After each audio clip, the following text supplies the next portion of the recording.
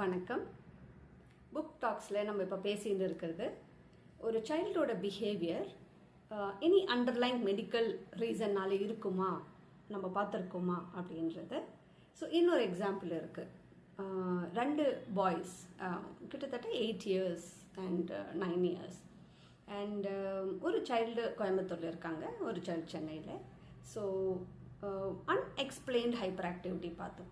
Unexplained. So டயட்டெல்லாம் நல்லா போகுது, தெரப்பியெல்லாம் அழகாக பண்ணுறாங்க, பார்க்கெல்லாம் போகிறாங்க, விளையாடுறதுக்கு எல்லாம் ஆப்பர்ச்சுனிட்டி இருக்குது.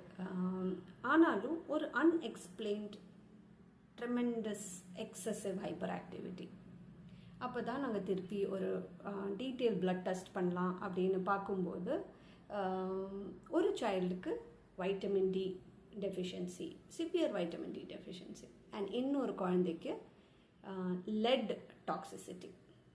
ஸோ அப்போ தான் தெரிய வந்தது, அவங்க தங்குற இடத்துல தண்ணிலையும் அவங்க சாப்பிட்ட ஆயுர்வேத மெடிசின்லேயும் அவங்களுக்கு lead, high quantity of lead இருந்தது அப்படின்னு சொல்லிட்டு. எல்லா ஆயுர்வேதிக் மெடிசினில் இருக்குமானா எனக்கு தெரியல. பட் அந்த பேரண்ட்ஸ் சொன்ன விஷயம் என்னன்னா, அந்த சைல்டுக்கு வந்த லெட் டாக்ஸிசிட்டி இந்த வாட்டர் மூலமாகவும் அவங்க தங்குற இடத்துல அண்ட் மெடிசின் மூலமாகவும், இது ரெண்டுமே நம்ம சேஞ்ச் பண்ணோடனே, that is vitamin D supplements கொடுத்த உடனே அண்ட் இந்த லெட் டாக்ஸிசிட்டி கம்மி பண்ணோடனே நிறைய டிஃப்ரென்ஸ் பார்க்க முடிஞ்சது. அட்லீஸ்ட் இந்த அன்எக்ஸ்பிளைன்ட் ஹைப்பர் ஆக்டிவிட்டி போயிடுது.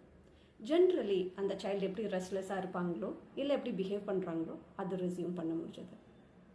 ஸோ டெஃபினெட்லி இந்த deeper Outlook, holistic approach, looking beyond just the behaviour, இதெல்லாமே கொஞ்சம் இம்பார்ட்டன்ட். அதனால் இந்த புக்கு முடிகிற வரைக்கும் நம்ம இது பற்றி தான் இன்னும் நிறைய பேச போகிறோம்.